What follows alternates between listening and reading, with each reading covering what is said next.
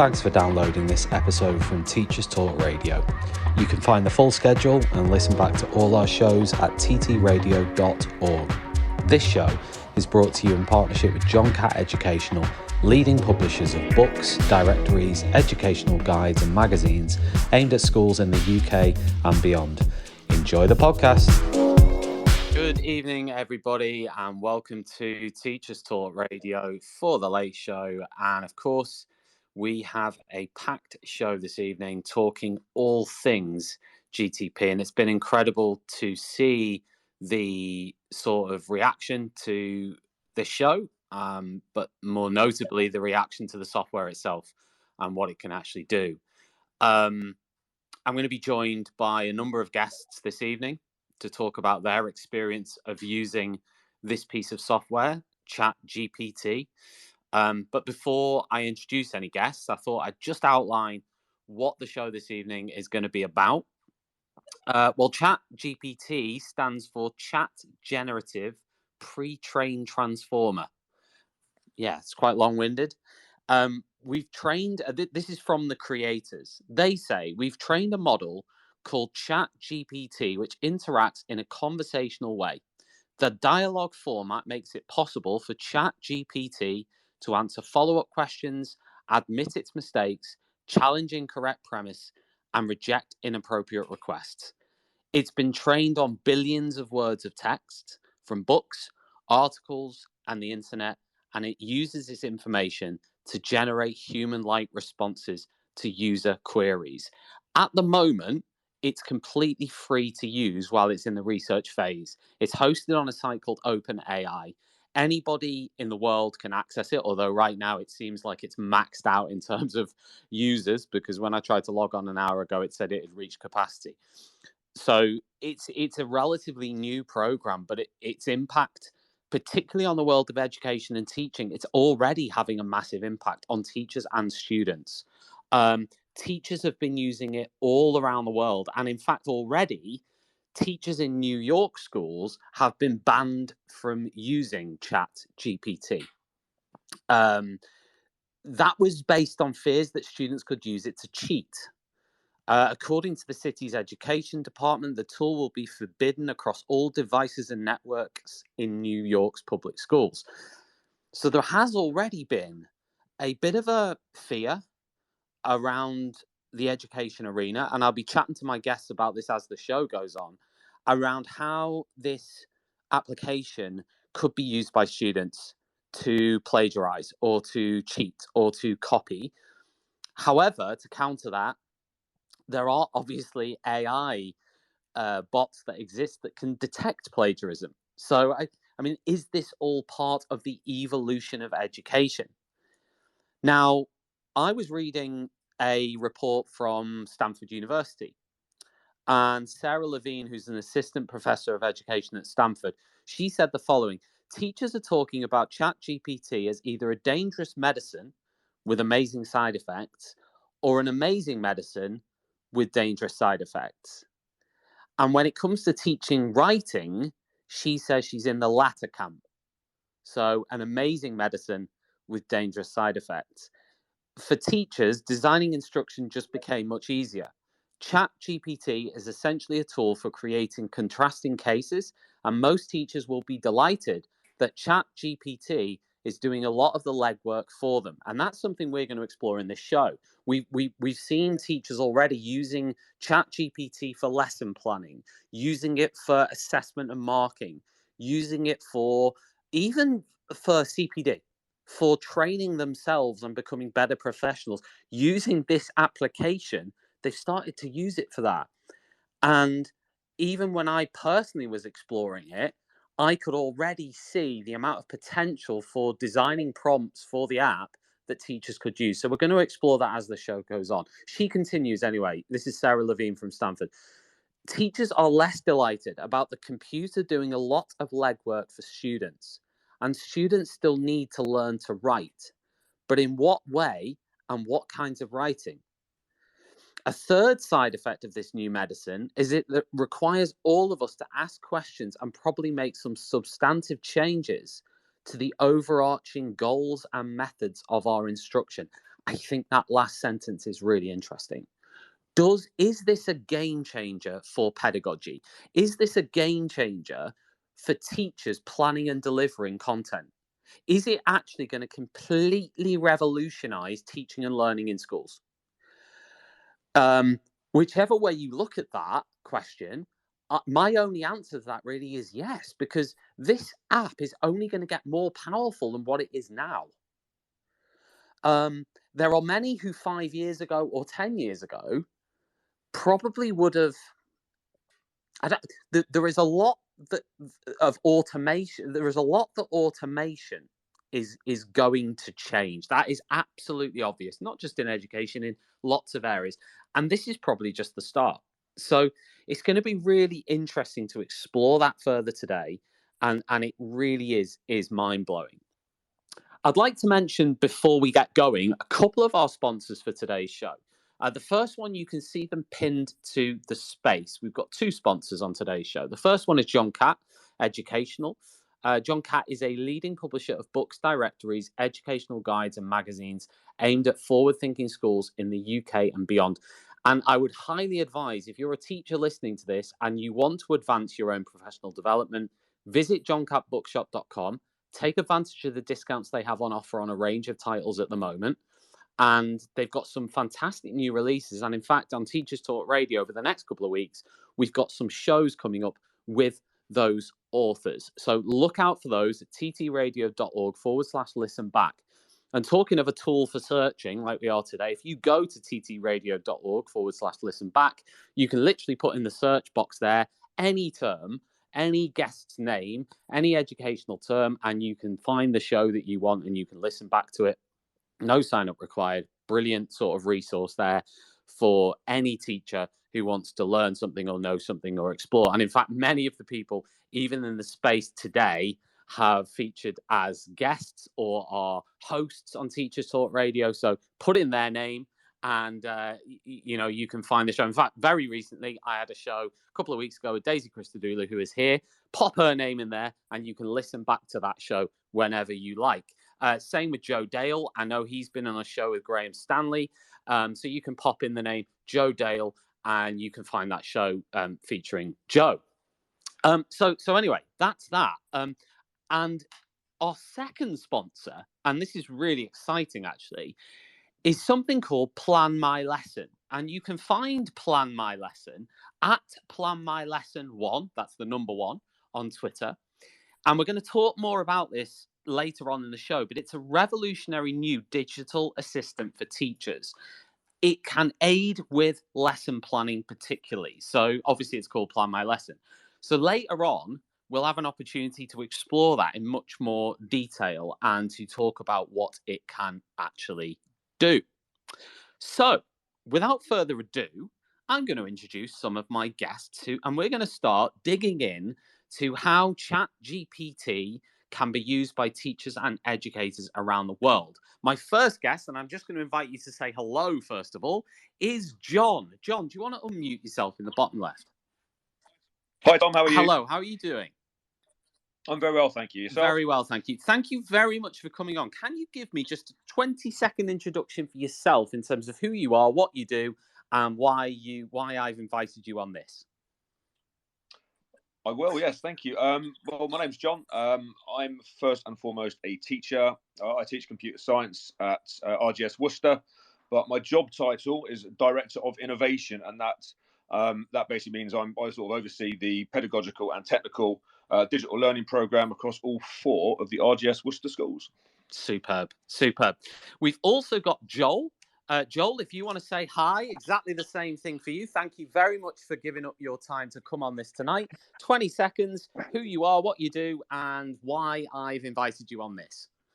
This show is brought to you in partnership with John Catt Educational, a leading publisher of books, directories, educational guides and magazines specifically aimed at forward-thinking schools in the UK and beyond. Have you checked out their latest releases? Don't miss out! Visit johncattbookshop.com to explore their full range of titles and advance your own professional development today. Happy reading! Hello, Tom. So I'm Joel. I am a teacher in Dormerswell High School in Ealing, in Southall. I am a science teacher, and I also focus on the house aspect of school in the school. And I also run any of the house competitions, and I'm also in charge of any extracurricular activities. And I feel like the reason why you've invited me on the show is a tweet I posted a few days ago. Yep. Went a little bit viral, and I ended up with like 200,000 people had seen it. I ended up with a 1,000 likes on it. Yeah. And again, just a lot of traction and a lot of conversation started from just some of the ideas that I had about how to use Chat GPT. Brilliant. And we're going to hopefully hear all those ideas in detail in the show today. That's amazing. Thanks so much for coming on. I don't know how you're still awake, Joel, after everything you've just listed. That's absolutely wonderful. We've also got Ben. Ben, if you want to unmute yourself, say hello, 20 seconds, what you do, and why you're on the show. Hi, evening. Yeah, so name's Ben Barker. Work at King's Leadership Academy, part of the Great Schools Trust. I was a part of getting their EdTech Demonstrator School program up and running, and similarly, not as much traction as Joel, but put a thread out, just some screen recordings of messing with ChatGPT, and just started a few conversations from there. Fantastic. And we've also got finally Sarah. Sarah, 20 seconds, who you are, what you do. And I asked you to be on the show today to talk about Chat GPT, and I think you teach MFL. Do you want to introduce yourself? 20 seconds. Hi, Tom. Yeah, I'm an MFL teacher. Currently, I'm teaching full-time, but for an online school. So I feel like I've got a bit of a unique angle on this because I work completely remotely. So that's always a bit of a topic of conversation. Yeah, I teach French and Spanish. I've been doing this for about 2.5 years now, and I'm really excited to be here. Thank you for having me. Fantastic. Other people, I'm sure, during the show will be calling in. And if you want to call in and contribute, feel free to do so. You can click the little icon in the bottom left-hand side to request to speak. And if you do, we'll try to get around to you. We've got a huge amount of things to discuss. Also, if you want to tweet during the show, tweet me or tweet any of the speakers, then you can do that. Or you can just tweet and use the hashtag TT Radio.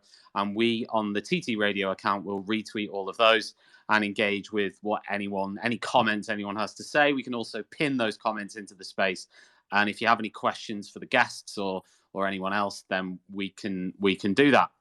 John, I thought I'd start with yourself. I'm just reading a document, actually. I've been reading it this afternoon by someone called the Herft Educator. And the Herft Educator has produced a free document. I tweeted it out earlier, which features some of the ways that Chat GPT can be used. And they've highlighted high expectations, explicit teaching, effective feedback, use of data to inform practice, assessment, and more. So I'm going to start by asking you, John, how have you used it and how do you intend to use it? Great question. To be honest with you, in terms of using it practically at school, the first time I did that was today. We didn't go back until today, at least the children didn't go back until today. And I used it just to see what would happen with a blog post that I'm writing talking about paper usage. I spent most of last week sort of A, tidying up the house after Christmas, but B, exploring Chat GPT. And it's not so much what I've done with it, it's the potential of it that excites me the most. So as you said, marking and feedback, I put some information in about a marking scheme and then put in an essay, and then compared the sort of the model feedback that was online compared to the chat bots feedback. It was just as good. I've made some quizzes that I'm going to use this week using things like Kahoot and Quizlet, etc. What would take me 20-30 minutes to compile 20 questions takes seconds. You just ask the chatbot to do it, and if you want multiple choice, it will do that for you.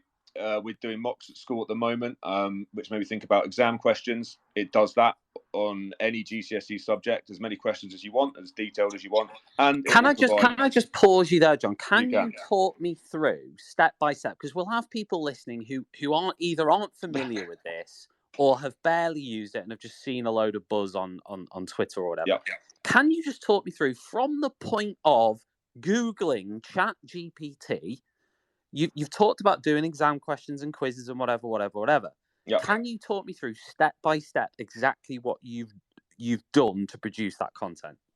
It's very simple. But once you log in, you use your Google account. On the left-hand side, you've got a number of different options for chats, so you can have multiple chats going on at the same time. The clever thing, well, one of the many clever things about it is that the more you talk, the more the software learns. So I'll give you an example. You simply type in a question. I'm always, I don't know why, but I'm quite polite with it and always say please and thank you. I don't think it particularly matters. And then it will generate a response. And I think one of the most interesting things is that I learned very quickly was the better the question, the better the response. And straight away, there's a learning point for pupils there because they can think about how they form and phrase questions. The more detail you supply, the better the response. And it responds in any way you want. So if you want it to respond in ye old English, it will do so. It can translate. It can speak various different languages, as in it can write in them. It understands them. It can write plays. It can do all these different things. So in answer to your question, really, you just by interacting and following people like Ben and Joel and Sarah on Twitter and seeing the sort of things they were doing, I very quickly learned that it's the power of the question that gets the best response. Yeah, because that was my experience in using it. When I first used it, and when I first used it, I was just playing around. I can't even remember. It was like, I think it was about albums or something. Do you know what I mean? Correct. But basically, you need to specify as much as you can. So, for example, list me or create this list of things. But then if you put the dates in, and if you put like the names of the artists, and if you put, like you just said, the more you put into it, the more you'll get out of it. And it's interesting what you said about continuing the conversation seems to then enhance the content that you get as well. Absolutely. And that's exactly it. I started like you. I think I asked it a couple of questions about Charlton Athletic, and it didn't respond very well because there was a time limit. I think up till 2020, because I asked it, how are Charlton going to get relegated this season? But it didn't know because it only went up to 2020, which again was interesting because I think you can actually manipulate that by using a Google Chrome add-on, which you can add in more modern website information. But anyway, I'm digressing. Exactly the same as you. And as I learned more about the way it works, the better the responses I got out of it. And it's when you start thinking about the different ways you can use it, it really starts to boggle the mind. And again, back to practical application. Yeah. The first thing I did today was email all staff to put on a CPD session about Chat GPT on Thursday after school, and then asked Chat GPT to come up with a plan for that session, which it did very, very well.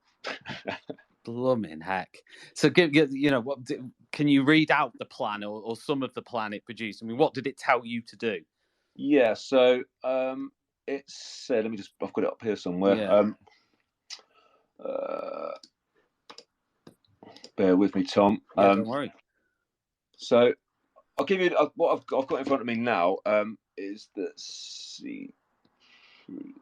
there we go. Yeah, got it.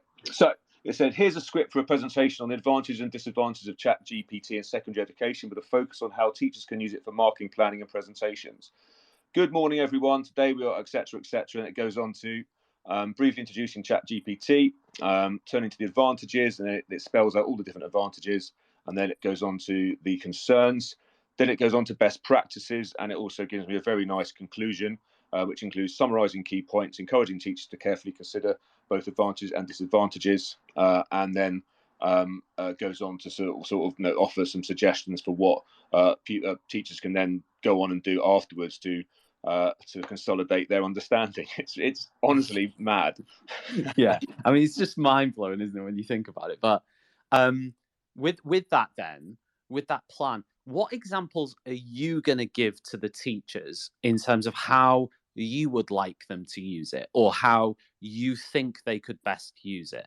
I think the first thing I'm going to do, Tom, is show them what pupils can do, because that's the major concern. It's a bit, when I first saw what it could do, my major concern was getting it blocked immediately on the firewall and telling everyone to panic.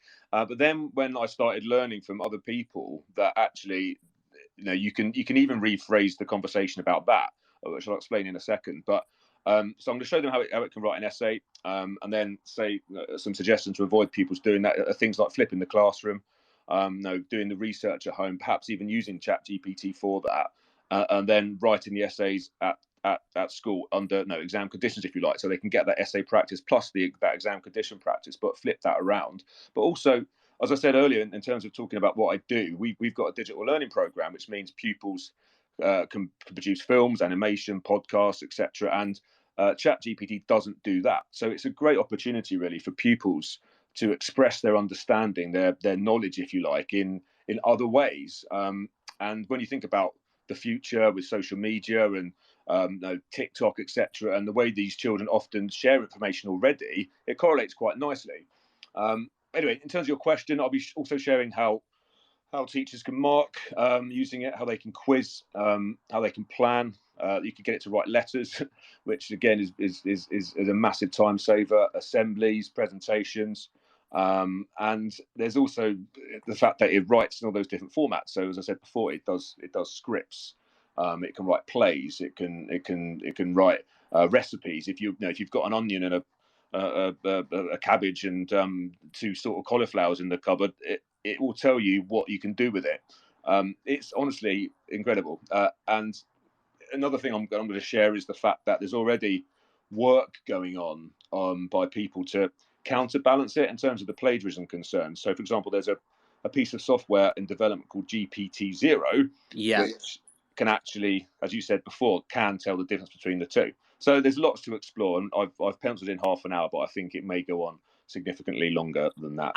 And I think, like, I didn't fully understand this when I saw it online, sort of, I think it was yesterday, but a very famous sort of clinical psychologist was talking about Chat GPT and talking about AI and saying that, like, there's a bit of a race towards who can create the most elite AI bot. Essentially, there's a race between companies, and there's a race between nation states. And sort of, I didn't fully understand this bit, but they were talking about how each individual will need to sort of protect themselves with their own AI against other AIs. And so I didn't understand, like, the full sort of, it blew my mind a little bit. Like, I didn't know what was going on by the end.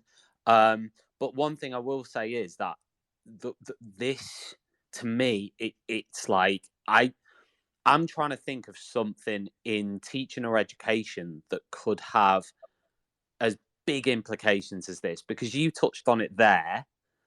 Do you think students this term in your school will be aware of this and will try to use it? They are. We know they are, because one of our teachers was speaking to me about it in late last term, and his son is in year 9 and was aware of it and using it sensibly.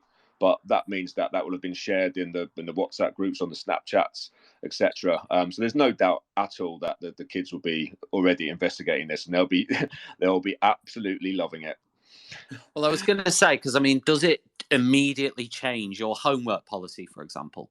Does it have implications straight away on that? Yeah, of course it will. Once we've done that CPD on Thursday with staff, they'll be rethinking how they set homework, because there's, despite the New York State banning it, there's no way they can stop pupils using it on their phone. Well, obviously.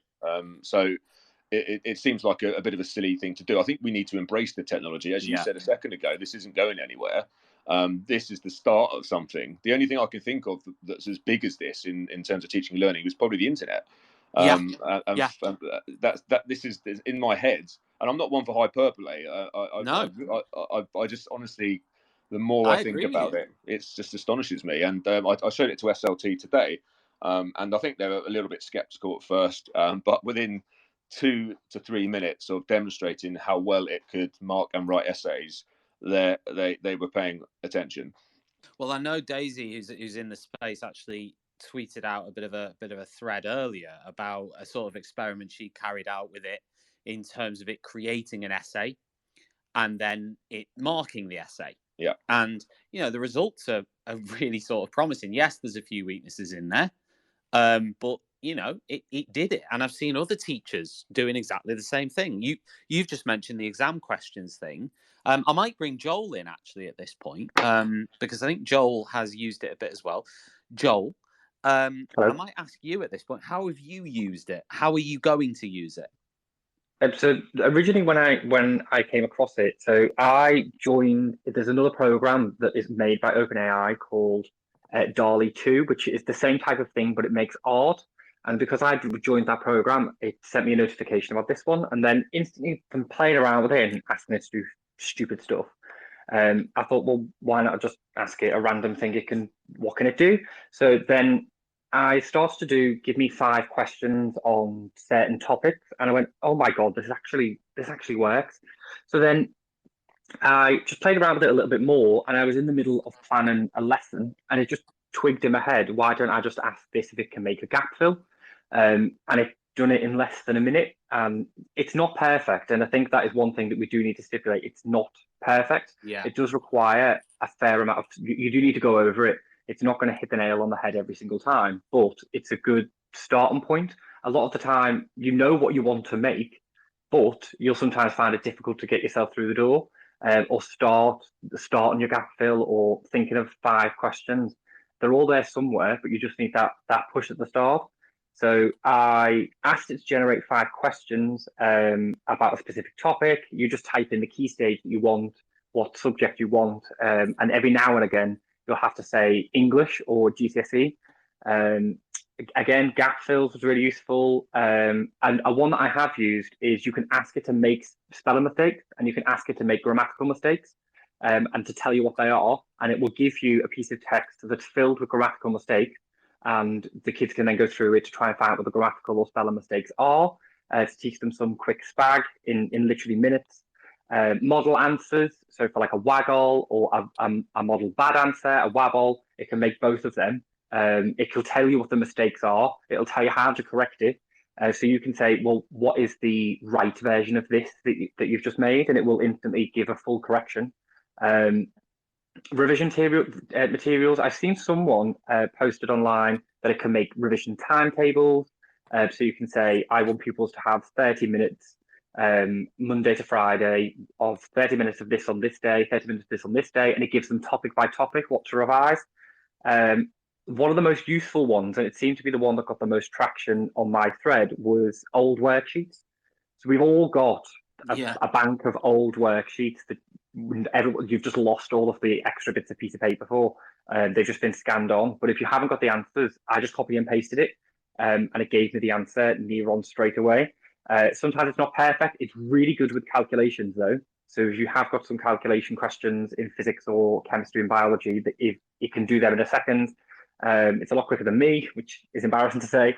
And another one is learning objectives. If you give it a specification and chat and talk through it, it will give you a full-on, these are the things that you need to cover in this lesson. And again, they're not perfect, but it's only about 1 or 2 mistakes that it makes, and they take seconds to correct. So instead of taking 10, 15 minutes to go through and make a bunch of lesson objectives to try and think of what you want the kids to achieve in that lesson, it will make it for you, and then you're done in less than a few minutes. And that's kind of how I've been just trying to use it to minimize workload more than anything else. Yeah, I mean, I'm just going to direct people to your Twitter, Joel, which is Joel120193. That's catchy, Joel. I don't know how you came up with that one. But just to read through some of the things you did, you've got quickly generate 5 questions with answers. This is what you prompted it. Quickly generate 5 questions with answers by stating the question you would like and the key stage you want it in. And you put in, give 5 questions on key stage 4, specialized cells, and put the answers separately. And then obviously what it's done is it's come up with the 5 questions, which seem very relevant and specific. And it's come up underneath with the 5 answers. So straight away in my head, I'm going, flipping out, that's brilliant for a lesson, isn't it? That's brilliant. All these sort of retrieval quizzes and sort of things people are doing from scratch. And this is something that has no, if you're using that in class, you don't need to worry about. This is about the teacher planning the instructions. So they don't need to worry about, at this point, plagiarism. because ultimately this is about planning a lesson. They can deliver those questions verbally, but it's just giving you that. It just makes it easy, doesn't it? Because in the past, when I've done that, I've been sort of doing it off the top of my head, or I've been sort of writing it on a beer mat. I'm joking, not on a beer mat, but you know what I mean? Like it's been that sort of, blooming heck, I've got another quiz to plan, or another plenary to sort of think about, or whatever it is, right? And this just, the time saving is going to be phenomenal on it. You've got another one here, use it to create a gap fill quickly and easily. And then you've put in here short gap fill on key stage 4 differences between light microscope and electron microscope with 5 keywords omitted. And then obviously it's written out the paragraph. It's actually put the gaps in, and then underneath it's put the missing words under it. I mean, it's phenomenal, isn't it? Yeah, it's one of those, you have to play around with it, because it's not, obviously, again, it's not perfect, but it's how you ask the question that matters. So, for example, on the question with the generate 5 questions, initially, when you first put that in, it will give you the question and the answer directly underneath. And if you're copy and pasting, it creates a little bit of a hassle. So I thought, well, why can't I just ask it to put the answers separately? And it does. And one of the best things is it will regenerate the questions. They're brand new every single time. Every single time it generates the question, it's unique. So there's a button underneath that says regenerate an answer. So if you click that, it will give you 5 more questions. And then I click again, it gives you 5 more questions. The gap fill's the same. It will omit different words. It will use different terminology. You can one of the ways I did is I asked, can you make this a little bit simpler? So it took some of the words out and made it a little bit easier and shorter. You can ask it to do a number of words. So you say a 50-word passage on X, and it will generate it 50 words. And you sometimes watching it do it is actually fascinating, because it seems like it's thinking, and you watch it, the little cursor mark where it types it out. You can just see it every now and again. It stops and then goes, "Oh, this is what I want to do." And I kind of treat it, and it's funny how before someone mentioned that it's saying thank you to it. Sometimes you do feel like you need to say thank you to it and say please, because it's genuinely doing a lot of work. And it's work that would have took me. Obviously, it wouldn't have taken me that long, but I can't do it in a minute. So you do feel the need to kind of go, "Oh, thank you for that." And it does reply, going, "You're very welcome. What else would you like me to do?" And it's like an assistant that everyone wants, but no one actually asks for. I mean, you're a science teacher, Joel. What do you think? Have you thought about the implications on your teaching and learning practice, on the way your students are going to sort of act in the classroom, or how your teaching is going to have to change? Have you thought about any of that? So, looking with science, there's a lot of online programs for homework and stuff like that. So we use Educate, but then I also know Adam Boxer's Carousel and a lot of other programs as well. They're really useful because it's difficult for the kids to type the answer in. So, and we can see how long it's taken them to answer the question. So from that perspective, we've luckily in science and in other subjects as well, we're luckily kind of a bit protected with it, because if we know that they've asked it and it gives too perfect of an answer or mentions things that are correct but not relevant, then we can kind of figure out that they've used the answer, they've used the program to generate that answer. And I think someone had mentioned it. Hopefully this isn't non-specialists who end up using it. So for example, PE teachers who are teaching science, will they use this program? And I don't necessarily, I understand that that's a slight concern, but it does take a subject specialist to know if it's right or wrong. So when the kids they're inevitably going to give us essays or pieces of work that have used it. And I think we will just be able to tell. Again, it's not perfect. We'll be able to know it's got the words in there are too complicated. It's talking at a different level. It's gave stuff that isn't relevant. That I never taught you. I haven't mentioned it. Why is it in there? And it's one of them, as a subject specialist, we'll be able to tell whether or not it was made by a program or it's made from something that they've created themselves. Although they could put in the style of a 13-year-old. I do wonder if they said in the style of a 13-year-old, is the grammar going to get, how much worse is it going to get? Well, I think that it would make subtle changes to the way that the text, or the way the knowledge in the text was formulated to fit with a particular reading age or writing age or whatever. That would be my worry with that. I think but I think I mentioned earlier, and John, I can't remember the name of the program. What was it again? Maybe you can unmute and say it. It was Chat Zero, GPT. Chat Zero. Yeah, so Chat Zero, which I'm not sure how far in development it is, but essentially it's a plagiarism checker, which has that same sort of AI capability. Yeah, so I played around with that, and when I just asked it to generate 150 words on X, and you copy and paste it in, and it's like a likelihood, so it gives you like a 60% probability that this was made by a computer program. So what it does is it essentially reverse engineers the question that you asked it, and see, would the chat program, because it's open anyway, anyone can use it, would the chat program have generated it, and what is the likelihood that they would have generated it? And then so one of the ones that I typed in was like 60% likelihood, and then I put one that I wrote in there, and it gave like a 20%. So weirdly, it knows the program itself knows that it's generating stuff, and I don't know how it does it. Something behind the scenes knows what it's doing. So I think a plagiarism checker, as they come along and as they get more advanced, OpenAI, the organization that uses the main one that everyone's using, is making their own plagiarism checker. Yeah. Yeah. And I think it's one of them. As time moves on, I think we'll just get used to popping it in there just to check and just to make sure. I don't want to mention the names of the companies either, but there's a lot of sort of companies within the education space who must be quite worried because with regards to quizzing, for example, and things like that, the capability of something like this may go beyond sort of what certain programs or organizations can do without using that software. I mean, obviously those organizations could embed that within what they do, but just in the realm of quizzing, for example, how much capability this thing has to do things so quickly without much human input. It's pretty mad, isn't it? Like marketing and quizzing mind-blowing. and everything else. It's unreal.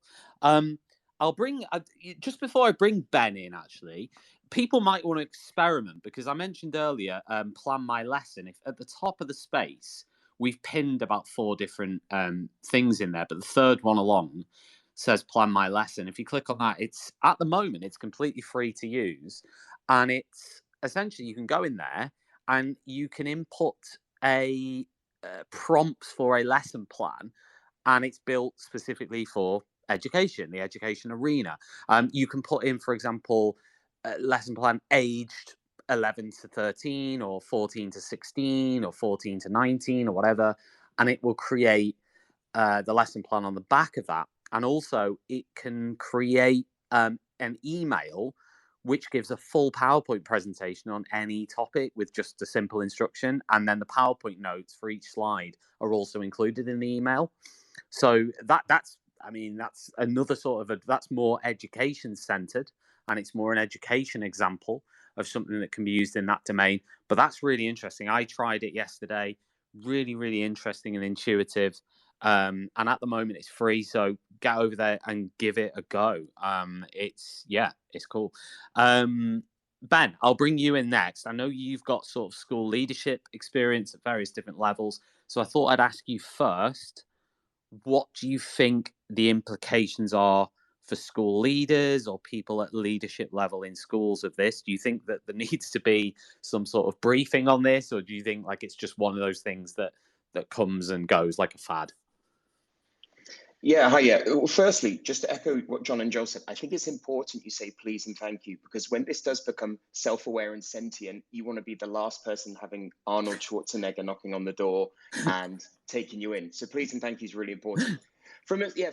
My last role was setting up a free school, and when the staff was so reduced, one of the biggest time drains is the wrong word, but one of the biggest places we invested time was in brute force kind of tasks that took a lot of time, but not really that much creativity, maybe like, writing policies and writing letters and manipulating data and so on. So we've been I've been trying to think of how we could help, admin staff or pastoral teams or attendance teams and so on.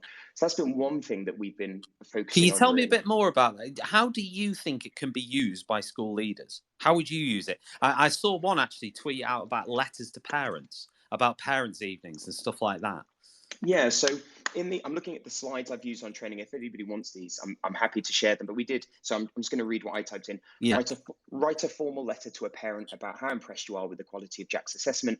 Make mention of his excellent presentation, attitude to learning throughout, and the gap work he did in the week following the assessment. Now, I think this Chat GPT is it's like going on holiday. The plane does the majority of the work, but you still have to get to the airport and faff around there. And when you get off at the other end, you have to do the same thing. You need to get the taxi, you need to get to your hotel. And it's the same. This will do the heavy lifting, and this will give you a starter for 10. This will save you an hour of writing a template or emails backwards and forwards. But it's really for senior leaders, training them, like they've said, the gentlemen have said before, training people on how to write the right questions. So policies is the biggest one I can think of. That was the biggest time constraint for me last year. But if you go in and type create me a behavior policy for, I use high school because I'm assuming it's been given more American literature. Write me a behavior policy for a high school. And there it can give you 5,000 words that you don't have to labor over for 2 hours. And whereas this is what I should be putting in, and it gets you 80% of the way. So a lot of that is some of the stuff I'm maybe more familiar with in my current role. Also, I'm really jealous because I'm a nerd, but I'm really jealous of people who have a really good handle on formulas in Google Sheets or in Excel, for example, or people who can write programs, because I've seen people write their own programs to manipulate data in a certain way or produce certain graphics on, pupil attainment and so on. So I went on yesterday and I typed in, write me a program in Python where I can play Snake, the old game on the mobile phones. And in a heartbeat, it's written all this code. And I'm like, that's amazing. I couldn't imagine how much it would cost for me to go to a computer programmer, tell them exactly what I wanted, and them just to give it to me in, 5 minutes.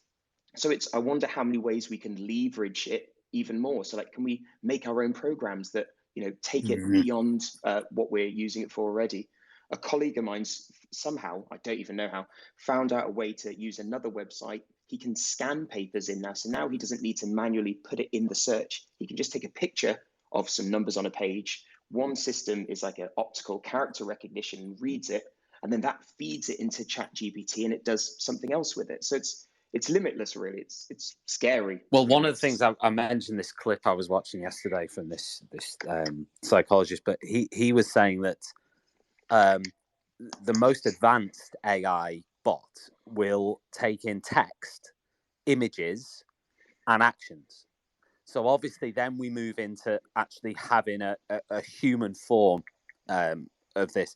I mean, are we as far away? Is it as laughable to imagine a robot teacher now? Yeah, I think they've got. 5 years ago, people would have sort of laughed at that. I don't think, and people would. The line I've always taken is, and I still take this line. I absolutely do still take this line. Robots and machines cannot replace humans. They can't replace human relationships. They can't replace human interactions. However, there is a lot more they can replace than what I previously thought they could, if that makes sense. Yeah. I mean, the word robot means it comes from forced labor, doesn't it? And it's if you look at the artificial intelligence that's out there now, and people might not realize it is, but you've got things like Siri, you've got Google Maps, face recognition, auto completing the words you write on your phone, YouTube recommendations.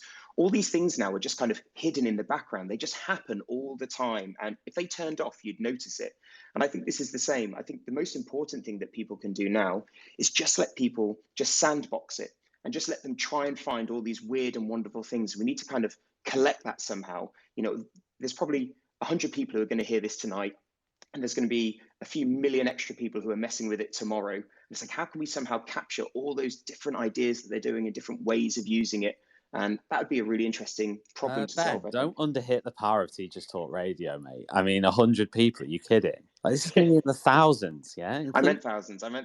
Come on. This script I'm reading out now has been generated by Chat GPT, so I'll tell it to make the numbers bigger.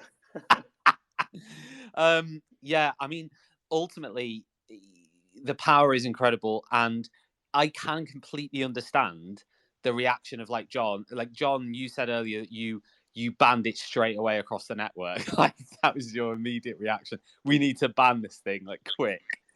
Go on, John. Yeah, no, totally. It's funny, and we kept it banned for pupils at the moment, not because I don't think they should use it, because I think they should. I think, like with any sort of digital tool, we need to be the gateway for safe and proper usage. But I think the teachers probably need to get their heads around it first, because they will be quite rightly worried, because they're still at that initial stage we were at 3 or 4 weeks ago. And once you sort of see the incredible light at the end of that very short and dark tunnel of fear, the opportunities are endless. And I think already I'm on it now, playing around with some other ideas I've got from the other speakers today. So it's mind-boggling. The thing that's interesting is that, like you say, banning it is probably wise initially, particularly when you consider that there will be a large bulk of the teaching profession who have still never heard of Chat GPT.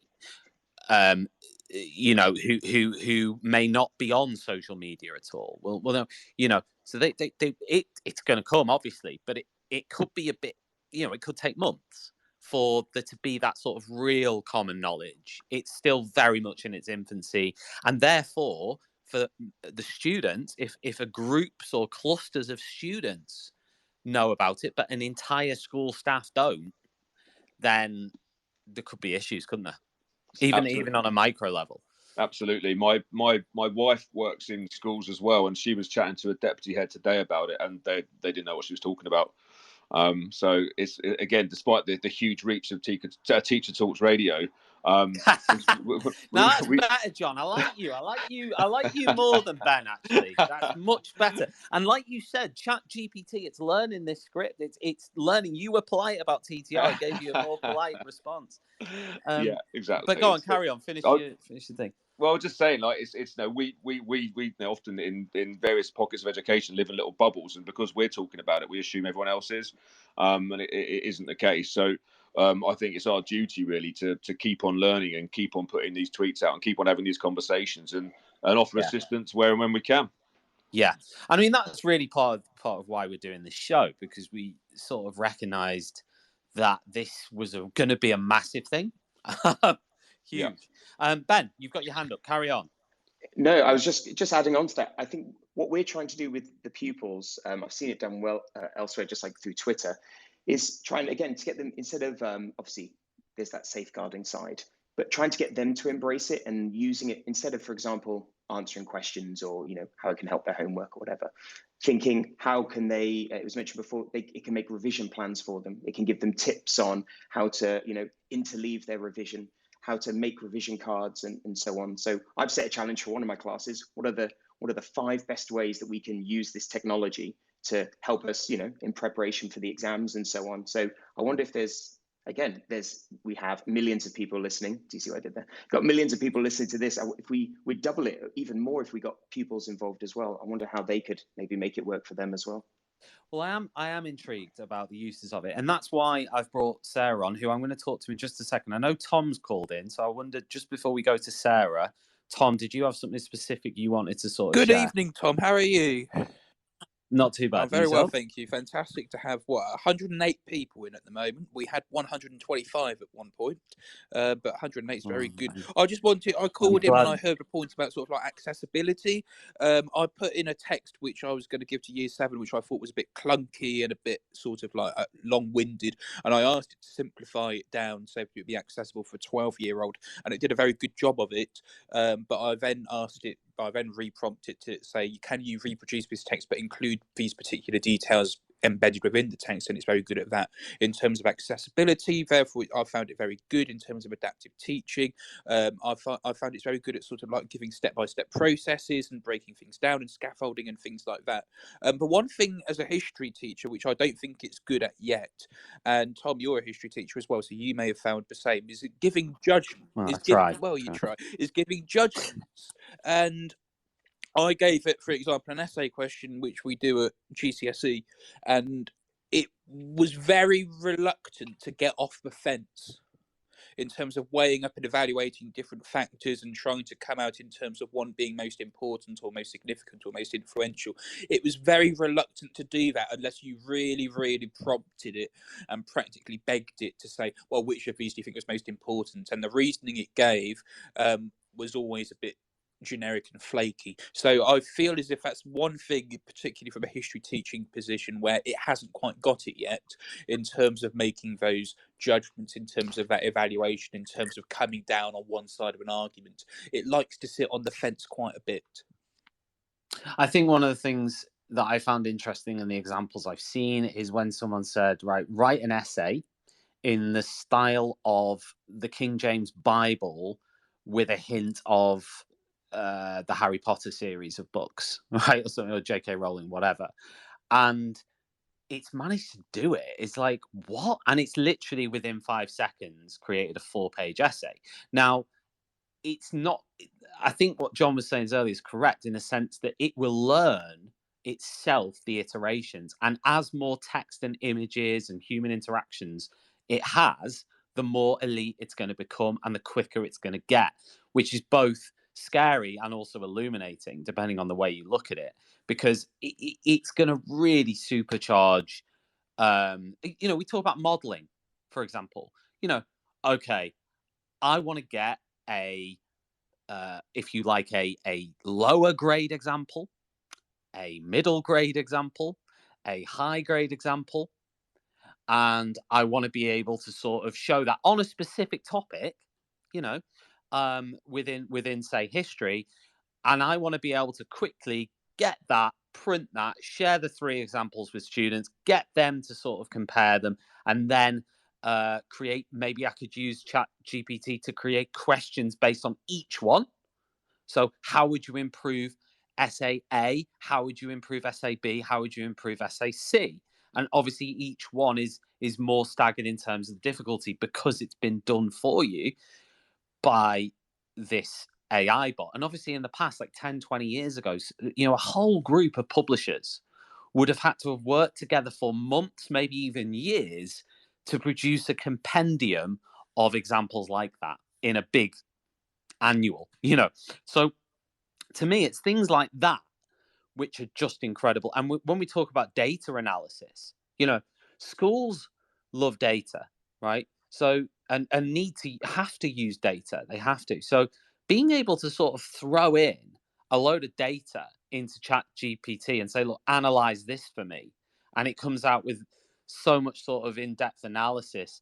I mean, that's incredible. What we don't know at this point is how much it's going to cost, of course, because at the moment it's free because it's in the research phase. At some point there will be a charge for this. Well, the thing is, Tom, is because the code that's been used to write it is open access and because it's freely available, you will be able to have monetized versions of it. Now, anybody who's tried to use Chat GPT in the last couple of days will have found that at some points it's been impossible to use it because of high demand.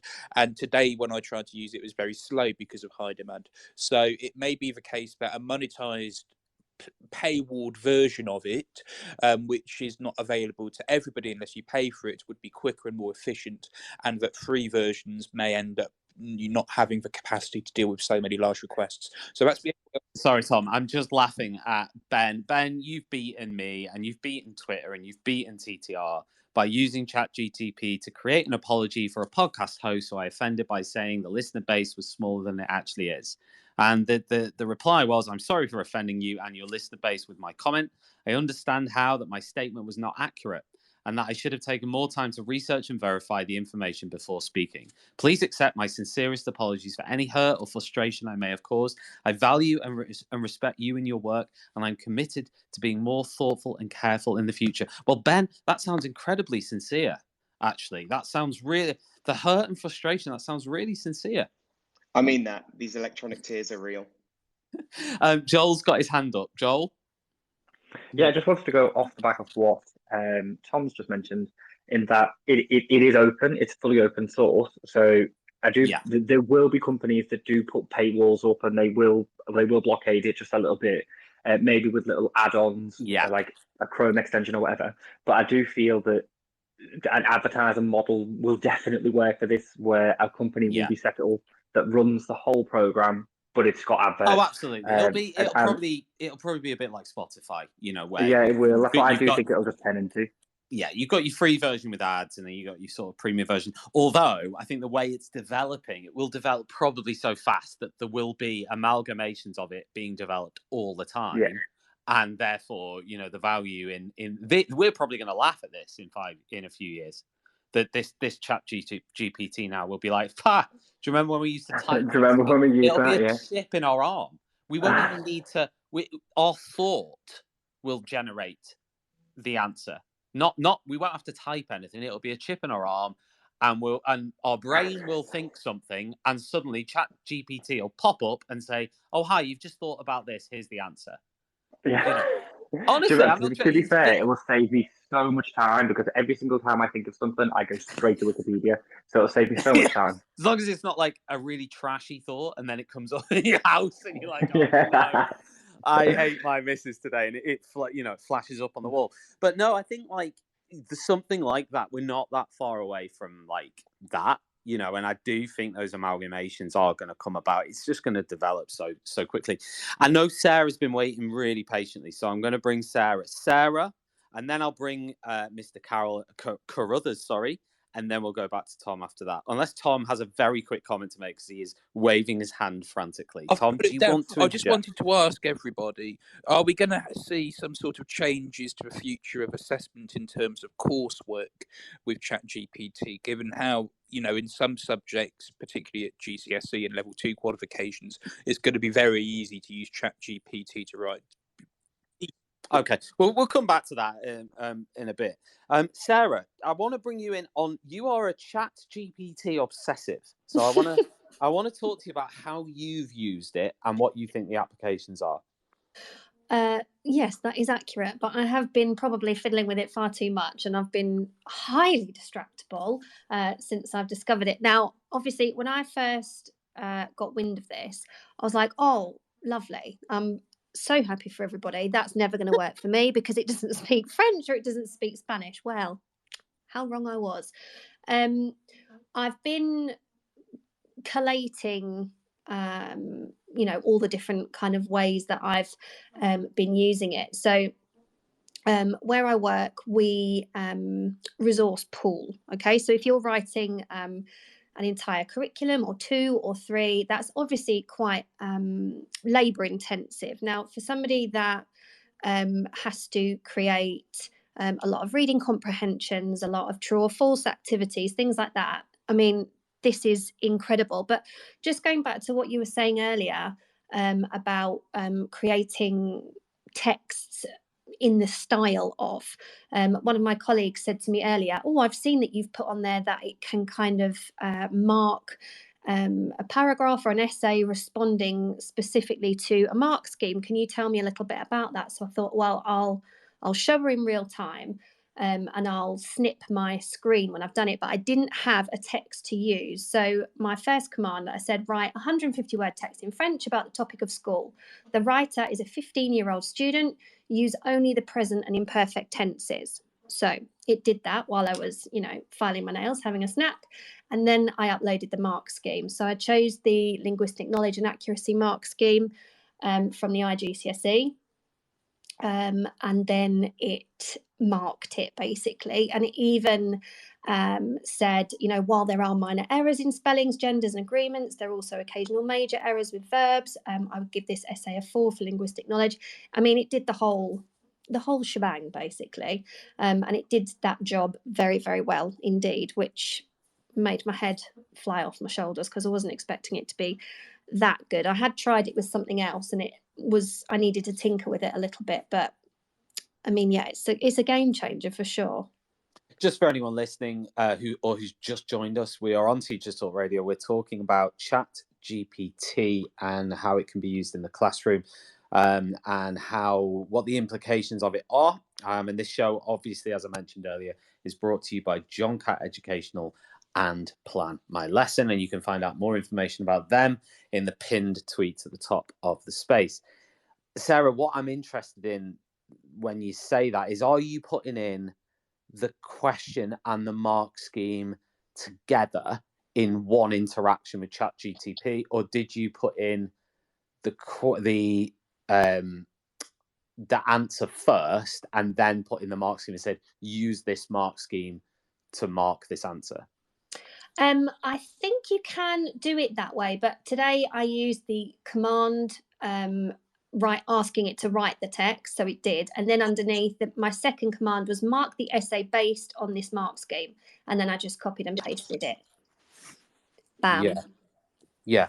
So yeah, I mean, and then presumably you could then, like, it was interesting what Ben was saying earlier, or it may have been John, it was one of the two, who was saying about how you could technically take a picture of the mark scheme and, you know, throw it in there, and then you wouldn't even have to copy and paste anything. Literally, you take a picture from your phone, you pop it in there, it generates the mark, it generates the feedback.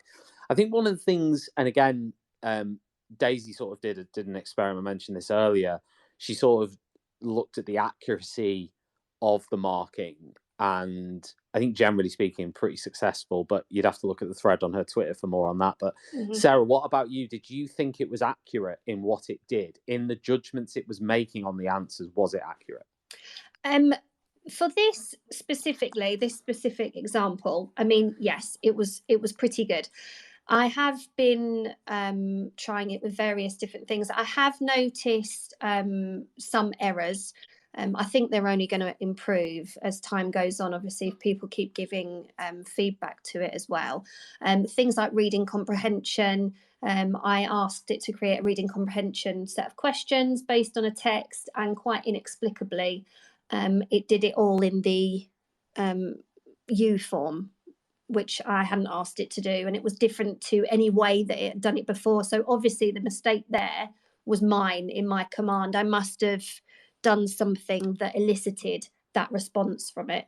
I think some of the language, you know, if you want to translate huge chunks of text from French to English or the other way, it's certainly more accurate than something like Google Translate, which, if there are any MFL teachers listening, has been the bane of my life consistently since 2009. There is no getting away from it. But in terms of implications for MFL, you know, those who are motivated will cheat or will try to get a shortcut for this. You cannot stop that. We're going to have to teach them to respect it and use it in a way that's going to help their learning. So, for example, what I did today, now there would be nothing to stop a student from putting in a piece of writing that they had done and the mark scheme and asking it, you know, how is this? And then perhaps using that feedback, you know, if they were just working on their writing, something like that. Or, for example, you know, if you want to flip it, one of my year 11s, perhaps they don't know about direct object pronouns. They need some help with that. So they'll go to Chat GPT and they'll design themselves an activity that is exactly to their specification, to their requirement, and they can practice on their own without having to sift through lots of websites. Oh, I don't know about that activity because the rest of the language is too complex, or, you know, something like that. So I think in terms of trying to sort of flip it, and rather than, no, we're going to ban this is awful, we're going to have to get on top of it, I think, actually, and see if we can kind of live harmoniously with it. I mean, it's going to be, of course, a bit of a storm in a teacup, I think, for a little while. But I remember when my students years ago started using Google Translate, and I remember one time this boy very confidently handed me his, I think we were doing like a controlled coursework or something like that. And I was like, oh, you've said here in Spanish that you've got a tapeworm, and I just don't think that you meant that. And it was because he'd misspelled something in Google Translate. You know, I mean, but like I was saying to Joel earlier, the difference, I guess, between this is the artificial intelligence element, in the sense that a student would now be able to put in the style of a mid-level achieving 13-year-old in the subject of. And, you know, it's going to get so much tougher for teachers to tell the difference. But in saying all that, there has always been a possibility to plagiarize. And it's always been there, whether it be copying and pasting, whether it be sort of using Wikipedia, whether it be using adults to help, to cheat or whatever it is. Yeah. I think the teachers have always had to have an eye for that and try to sort of be aware of it. It's just that now it's going to go to maybe another level.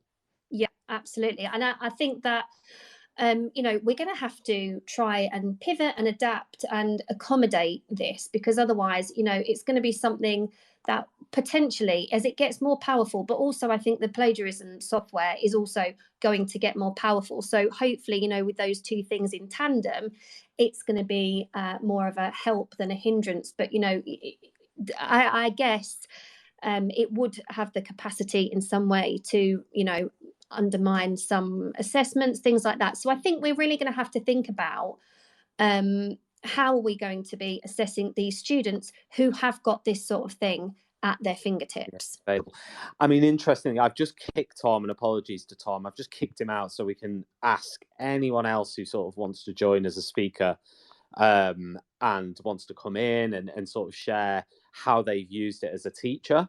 Then you can do that. You can just click the little icon in the bottom left and join in, contribute your sort of take on how you've used it with our other guests. I'm going to bring in Mr. Carruthers now, who is a Canadian working in England and a trust lead for geography. Mr. Carruthers, good evening. Good evening. How are you? Not too bad. And yourself? Yeah, I'm all right, thank you. So I've been playing with Chat GTP for about a month now, and I think elements of it are really fatty, and there's definite things. Your last speaker said storm in a teacup sort of thing. I think it's getting a lot of waves right now, but I imagine, like a lot of these fads, there will be a couple takeaways that we can get out of it. A couple things that I've been using Chat GTP for is, well, outside of my academy placement, I'm a Duke of Edinburgh assessor.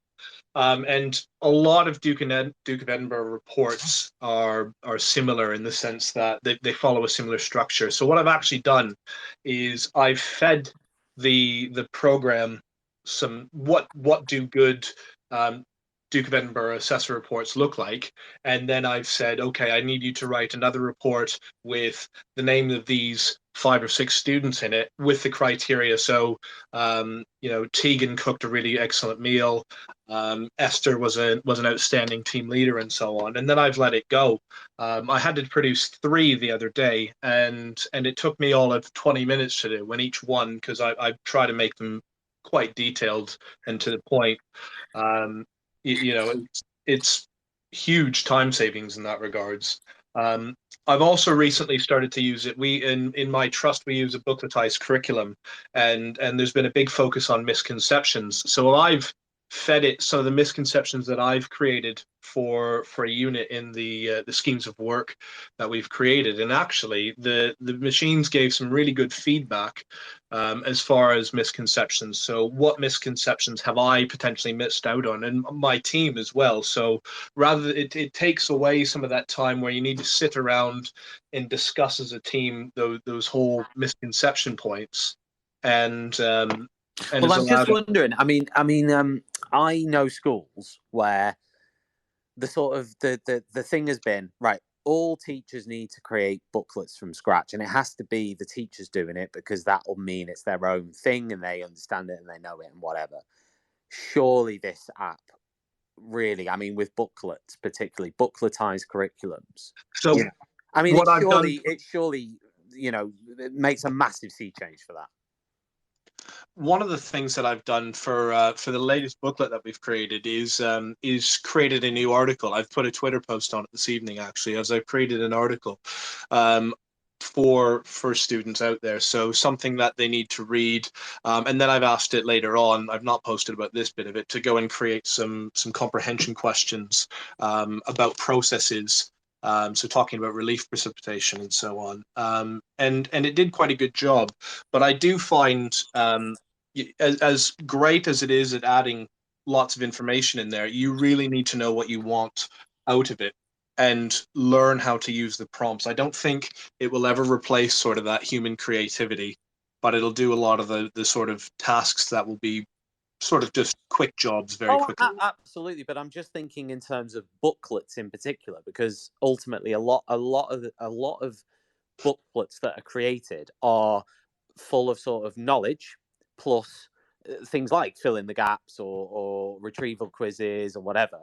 And with just sort of lists and like formulating content, I'm not sure that, I mean, you could literally bookletize an entire curriculum probably within a couple of hours using Chat GTP. I agree. I mean, the speed in which it created that article and all the questions around it, and I mean, that article is the lion's share of a lesson at that point in time.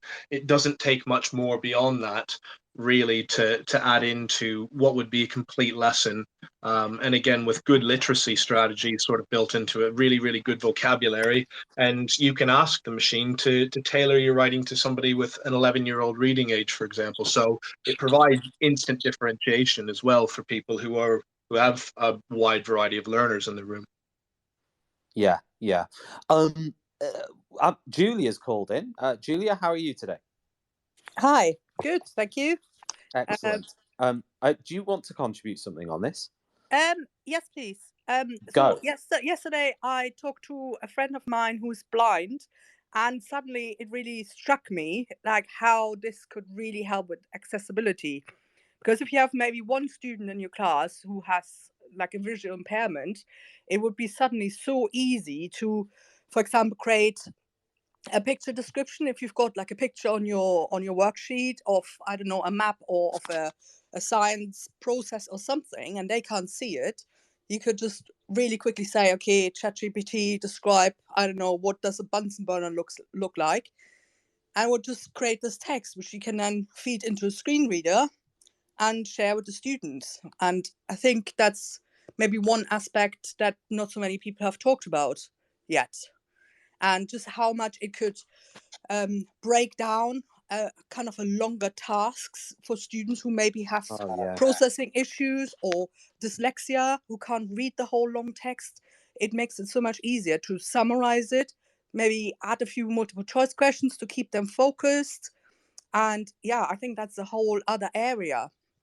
I mean, in terms of student support in general, it's potentially a game changer. Although it's still, I mean, interestingly though, and this is a question for everyone really who's a speaker at the minute, does the fact that you still have to create really good prompts mean that, ultimately the literacy levels, the comprehension levels and all these other things of the students is still going to dictate how productive this program can be, and how and also a student still needs to understand what Chat GPT tells them. They still need to be, because otherwise you'll get the situation like what Sarah described, where they literally copy paste something and then the teacher asks one simple question about it, what does that mean, and they go, I don't have a clue. Yeah, I wasn't really thinking about the students themselves using it. For now, I'm thinking more teachers when they're preparing their lessons. Yeah, and absolutely. I know they have one student who really struggles with, for example, getting started with a task, because if I give them a longer exam task, they just can't do it, and they feel overwhelmed because they have dyslexia or whatever. Yeah. And I could just feed that task into Chat content, GPT and say, okay, now give me 5 sentence beginnings without the ending that I could use to answer this. And I've tried this out yesterday with a geography question. I mean, I'm a language teacher, but I just tried different subjects, and it did work, and it gave really good beginnings. And yeah, I mean, for my languages lessons, I said, give me 10 sentences I could use to introduce a pro and contra argument. And I can then feed that to the students. And I think because it's so quick, it could encourage the teachers to add more differentiation, or to actually reach the level of differentiation that we all dream of having, or that we're all expected of having, I think. Yeah, Joel's got his hand up. Joel, do you want to throw something in here? It was just when you mentioned then about what Sarah said, where this isn't anything new. We've all been there, where we've asked a pupil to make a piece of research, or to research something, or to make like an essay or something, and you get a copy and paste from Wikipedia or something from other exam websites and websites that make a lot of resources, this isn't new. We're used to spotting when the pupils have made them, have copy and pasted. We are used to seeing it, and we know our pupils anyway. So we're going to know whether or not that they're capable, or whether or not that they're able to write something in the style that TDP is going to give it in. And I do get that where you say you can alter the age, or say make this simpler or a mid-range. And I don't think pupils are. I don't really think pupils are going to do that. I don't think a pupil is going to purposely undersell themselves. I do think they're still going to try to make the best piece of work. But we're used to, when pupils give in work, to trying to do that automatic spotting of, did you get this from this website? Did you get this from Wikipedia? And it's just, again, this is just another one of them that we just now need to become aware of. Yeah, absolutely. John, I was going to ask you just quickly, from, if you're still there, just from a school leadership perspective, do you think, I mean, with marking and assessment at the school level, how do you see it impacting that? I mean, have you already started to think, hang on a minute, we could change the whole thing of the way we do it? Yeah, we had a really interesting conversation in SLT about this, and as I said before, the first thing we automatically thought of was that simple flipping the classroom. So the essays themselves aren't done outside of school, but using Chat GPT as a research tool in itself was it's a great tool for teachers and for pupils in that sense. And then as other speakers have mentioned, it's not always accurate. So then that critical thinking, that ability to analyze and cross-reference, which are all skills that pupils need, can then be utilized. And also, I think it was Joel mentioned, or maybe the guest who came in, saying that it doesn't always give an opinion, which is actually a useful thing. Yeah, it was Tom's amazing contribution. HB, he loves it. Go on, carry on. It's true, because if it doesn't give an opinion, then it means there's still room for that opinion to be formed. And that's almost an advantage, because sometimes when you do research, you naturally have to sit on the fence, because there's equal arguments for and against something. But historically, I mean, I teach computer science, but I'm actually my degree's in history, so you tend to come up with an opinion, or at least you agree with certain historians and their way of thinking, which this doesn't do. So it doesn't replace that. But I think a huge part of what we all need to get our heads around is this is the start of the technology, Tom. Yeah, this isn't the end of it. This is the start of it, and all these things that it doesn't do, it will do. Yeah, and this that's what I was sort of trying to emphasize right at the beginning, is this is literally the very, very beginning of the journey towards, robots. I mean, I can't, or chips in arms, or whatever it is, it's just, the advancement's going to be like incredible. And it is, I mean, does it scare anyone? I mean, there is a part of it that does sort of, it is scary, because the world is going to change. I think anything that's unknown is potentially scary. And I think people were scared of the iPad, for example, as a thing in education. Yet the tools are now in place for it to be used very successfully. It's not everyone's cup of tea, I get that, but when there's a sensible deployment, it's a great tool to have. This is a whole different kettle of fish. And as you said, there'll be companies vying against each other to bring out the latest this and the latest that, and this will stop this and this will override that. And that's what's, I suppose, scary. Not the technology itself, but how we can get the best out of it and avoid pitfalls and traps and things that are actually unuseful and faddy, as I think Mr. Carruthers said. In amongst the fad of all this sort of thing, there is some genuine, meaningful usage that I think need to get our heads around, and that excites me more than scares me. I think what I think it was Sarah was saying earlier, in terms of, right, if you imagine on a whole school level that you could say, right, feed in your sort of answers, mark schemes, get your marks, get your feedback, and then just check them, and use Chat GPT as the central tool to do that. It's not unviable, is it? No, No, don't. No, I think that's literally there already. As you know, you can copy and paste those mark schemes in. But if I'd imagine what you'll be able to do in the future is that you'll get a unique system customized for your school. You'll feed in all your mark systems at the start of the school year, and the work goes in. That doesn't take away from teaching. I think people have already referenced. I think the beauty of this technology is that it does the dirty work, if you like. It does those machine-like tasks that teachers have to do. But the one thing about teaching it doesn't do is the human side of it, that human interaction. Well, those relationships. And I think that's what it doesn't replace, and that makes teaching more appealing, not less appealing.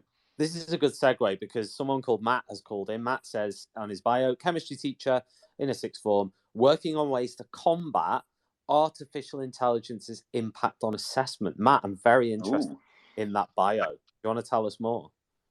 Yeah, so obviously I'm in a sixth form. I'm working FE, and a lot of my stuff is BTEC and coursework based stuff anyway as it goes along.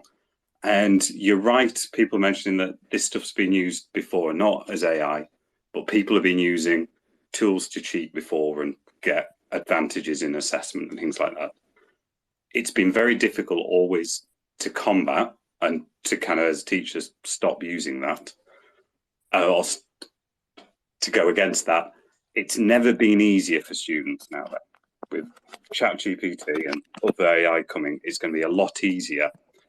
But schools and colleges are hooked on this coursework that is that has a slight amount of advantage for students to use. They can inflate grades, especially within BTEC. You can get really high results using it. Chat GPT is going to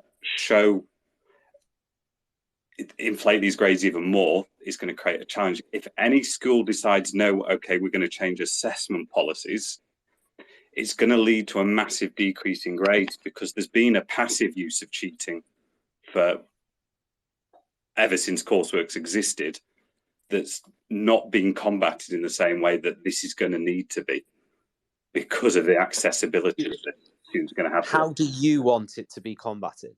I want assessment policies to change. I would stop any sort of work where students can take home to work on. So things like control coursework, switching to presentations, more sort of summative testing within controlled environments. I don't think we can beat this. I don't think the classic way we see coursework where students take away and work on long projects, I think this is going to lead to anybody trying to do it properly will be demotivated by students being able to do it very, very quickly and get higher grades than them without putting in the same amount of effort. What would you say to the argument of this is part of the fabric? It's sort of here to stay. So therefore, whoever can use the technology the best, Chat GBT or whatever it is, whoever can use it the best and adapt to using it the best and has the skills to use it the best by putting in the correct prompts, they can produce the best projects or coursework or whatever it is. And that's sort of life. I mean, what would you say to that argument? I would say that the challenges that are going to come up later in life at best are not going to be easily developed by relying on AI software and things like that. There are challenges that you just won't be able to use AI software for. Difficult things that you're going to come across that we are trying to prepare our students for as well as we can. And these challenges, these problem solving and things like that, all the things that come in to our assessments, these soft skills that exist. And if you just say, well, actually, we'll incorporate this, you're going to diminish that within your students and they're going to have bigger problems going on. You see that within BTEC students going on to universities. There is a passive we've got a real issue in FE with how this kind of race to the bottom with coursework, with what's allowed in order to inflate grades. And then the students go on to university, they've been allowed to get high grades that got them into university, and then they get to a point where they can't use the same things they've used to get through FE, the same kind of lax policies, and they have massive dropout rates and massive failure rates at university.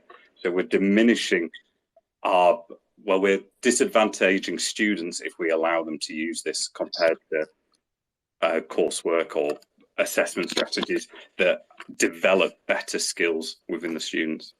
Sorry. But do you think? I mean, do you think though, Matt, that that's always been the case? There has always been plagiarism, a race to the bottom. There's always been manipulation of coursework. I mean, that's always been there, hasn't it? Yes, and now this is going to, but it's been so kind of passively being accepted that there is this amount of plagiarism and things, and we've kind of, it's something we've become hooked on as it's inflated our grades. Schools are getting better results because it's kind of been passed, specifically in BTEC I'm talking about here, and those ones where teachers determine the grades. It's led to a massive inflation, and now no one's going to do anything about this when they should do, because if you do anything about this, it's going to lead to colleges and schools getting massive decreases in their grades. And it has led to students getting worse outcomes when they then go on to university. Yeah, interesting. I mean, does anyone have any comments on this from our other speakers? I'm wondering whether anyone else wants to sort of come in at this point and either challenge or agree with Matt or anything like that. Anyone? Ben? John? Sarah? Anyone? No? Yeah, I mean, I think I agree with most of what was said there, and looking for alternative forms. I mean, I don't work in FE as such, but I think I mentioned this right at the start. There's that possibility now with technology to show your understanding and demonstrate it in alternative ways to essay writing. But as we keep going back to that point, will there be a sort of video version of this very shortly, where you just type in what you want a video of, or a presentation of, or something else of, and it just whittles together? There is an AI. There is an AI site. I'm not going to mention it because it's paid, but it's out there where you can put in a script, and there is a person who talks through the script as a real person, you know. Wow. And they sort of adapt their body language and all the rest of it based on the tone of what you write, what you input. Yeah. So I guess this is what I'm saying in terms of, okay, let me put it this way. Think about, and here's one of my sort of, and this is not the views of Teachers Talk Radio. This is just like a personal bugbear of me. But like the amount of money that is made out of supply in schools by individuals, organizations, whatever, right? That there may be solutions that can still, have a human element involved, but there may be ways to sort of use AI much more effectively in the actual classrooms. You know, when you think about things like that, when you think about a situation where, I mean, obviously in the future, I'm sure it will be a physical being. It will be a robot in 20 or 30 or 40 or 50 years time. But even right now, the ability to sort of press play on a scripted lesson that you have created, and then sort of facilitate that. I mean, okay, you could argue there's no difference between that and just putting on a YouTube clip. Well, there is, because it'd be tailored by you, and it could potentially be a video of you speaking or an AI generated character, which is sort of where we're up to technologically. But I do find that interesting. I do find the changes in working practices within education that this is inevitably going to lead to, not maybe tomorrow and not maybe next month, but in the next few years, in the next 5 years, 10 years, 20 years, it's going to be pretty huge. I'm going to go around everyone just to finish off in a moment and ask, unless anyone else wants to call in, I just want to say to everyone, thank you so much for listening. I'm just going to name a few people to give a shout out. Barry has been here through the whole thing. Christian, John W, John Wolf has been here. Muller has been here through the whole thing, I think. Mark, Miss Evans, Mr. Patching, Kelly, Alex, JB, Dan, Tolu has been here through the whole thing as well. Just a quick shout out there, and so many others. So thank you very much for giving up some time to listen to Teachers Talk Radio tonight, and I really hope you've enjoyed the discussion so far. just a quick reminder, the show tonight, just pinned at the top, you can see our sponsors if you want to check them out. You've got John Catt Educational. They've got an incredible range of professional development opportunities on the website. Just check it out. Go over there to johncattbookshop.com. Check out the latest titles, see what you can get yourself as a January gift. New term, new start, new CPD. And also you've got Plan My Lesson, who are our special sponsors today. You can go over to Plan My Lesson. They use GTP3, and you can use that amalgamation of the software to plan your own lesson. At the moment, you can do it for free. Go over there, go into the lesson generator. They'll send you a PowerPoint with the notes attached via email.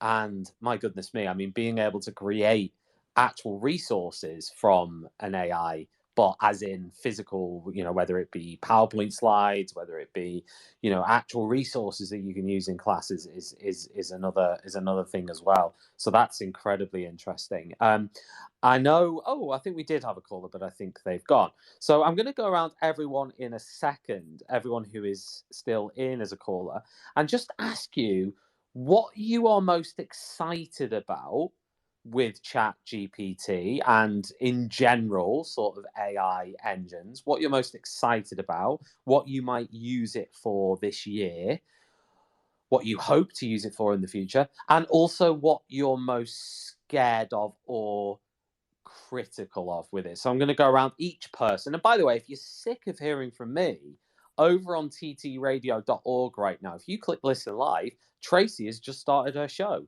with Hannah Wilson. So if you want to listen to something about creating diversity in schools, then go over there and listen to that if you're sick of listening to my voice for the last 90 minutes. But if not, I'm going to go around each person who's still with us and ask you those two questions: most excited about and most fearful of. John, I'm going to start with you. Thanks, Tom. And thanks for having me on as well.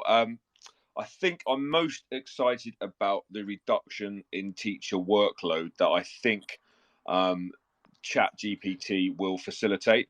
The options are huge there. I am concerned about the speed at which the scene is changing and keeping up with it all. Nice. Joel? Thank you so much for having me on. Thank you. The thing I'm most excited about is, again, echoing what John's just said. It is about massively reducing teacher workload. And another thing is that just popped into my head is we're currently having an issue now in science where pupils are going through and learning mark schemes to pass papers. So then when we're generating mock exams, they're memorizing the mark scheme and therefore finding the paper easier and artificially inflating their grades. So maybe this being used for generating exam questions, possibly using exam questions that the kids have never seen before. And I suppose the biggest thing I am scared of is people losing the creativity because they're more likely to just type it up online or just copy it and paste it from a bot that's made it before, or essentially just giving up in general. Yeah. If it's easier for someone else to do it. It's that argument from a few years back is, why do we need education if you've got every answer in your pocket? And also you think to yourself, as an example of a novelist, right? If I'm sat there now thinking, right, okay, I'm going to write a 70,000 word transcript and try to get it accepted and try for it to be successful, in my head, I'm going, if I complete that and if I do manage to get it accepted, someone's just going to say this was done by AI. And how am I going to prove that it wasn't for books that are produced after the year 2023? Okay, if it's been produced in 98, yeah, okay, we know that was it. But there's going to be that question mark now on a lot of things. Yes. How much AI has been used? Little bit like in the music industry when you had auto-tune. Little bit like that of how much auto-tune has been used on this track. People don't, if you think about it that way, people still listen to that music and buzz off it. So like there's still value obviously in the creativity, but with books where it's written and it's words, there is more scope for AI to be used, and therefore there's more scope for creativity to be more difficult. It's going to be interesting to see how creativity can be identified, how genuinely unique, high quality stuff can be seen and elevated and stand out. because there will always be, it's going to raise the bar, I guess, a little bit. Because I remember, I'm not going to mention the book but I remember the one particular book that's been incredibly successful that everyone at the time said was terribly written. Right? Yeah.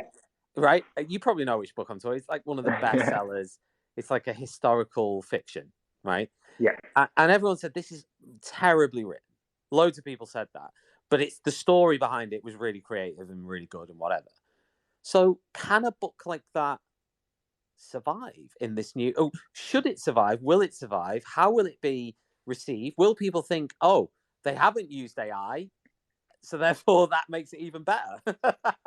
It'll be a selling point to the people. Oh, this was produced with no AI. It seems like it'd be a massive selling point for people. This is currently a massive concern for the art industry, digital artists, is because you can essentially generate any form of digital art on absolutely anything you want in the style of anything you want. You can give it pictures and ask it to make new ones. You can ask for paintings in the style of Salvador Dali, and you can make really, really incredible, unique digital art in seconds that looks like it was made by a person and is in the style of someone who's been dead for 50 years. And it's now like a massive concern in the fact that it has the potential to ruin digital artistry and people who create stuff online. And I do think maybe will that leak into other, especially with this program, will it leak into writing? Yeah, absolutely. Yeah, brilliant point. Ben, most excited about, most fearful of? Yeah, I'm excited about that thing that I don't know how to use it on, but someone's going to come up with in a fortnight. All the new ideas that are coming out, as probably millions of more people use it every day. At the top of my Twitter, I've pinned a Google form because I'd love to kind of accumulate it and put it all together. Hang on. I'm just putting into Chat GPT now about people plugging stuff on a podcast and how you stop. Yeah, it's a Google form. It's just replied. Stop them talking. Talk over them. But I'm going to ignore Chat GPT, Ben, because I like your Google form. Go and click on it, everyone. But most fearful of people interrupting me on, but no, people losing the personal touch. If we're getting a bit of software to send letters and write Christmas cards and apologies and all this other thing, are we going to lose that personal touch of real meaning behind our words? That's a bit of a worry. But thanks for having me tonight. Cheers, Ben. Thanks a lot. Sarah, most excited and most fearful of? I think I'm most excited about the... Oh, sorry, that's my Teams going off. My colleagues are listening very eagerly. Saving the workload. I mean, I think there are so many areas where we can use it for really a valuable reduction in task and time saving. Most worried that people will fear it and have that knee-jerk reaction of absolutely not letting the students use it, because then, if you don't give them a sense of agency over it, they're just going to use it anyway. And if they don't know how to use it properly, then I think that's where we're going to start to get in a real pickle. Interesting stuff. Thank you, Sarah. Julia, most excited about and most fearful?